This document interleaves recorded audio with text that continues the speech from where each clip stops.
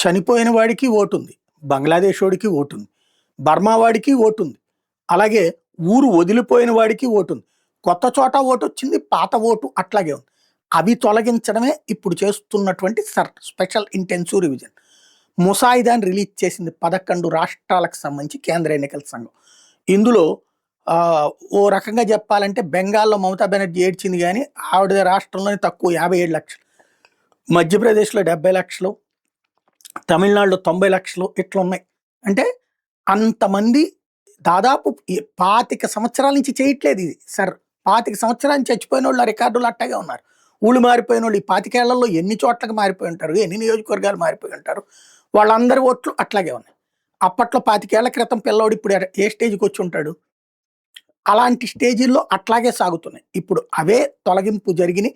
ప్రక్షాళన జరిగింది. ఓ రకంగా దేశవ్యాప్తంగా 100 కోట్ల ఓటర్లు. ఈ సర్రంతా పూర్తయితే సంఖ్య తగ్గుతుందో పెరుగుతుందో చూడాలి.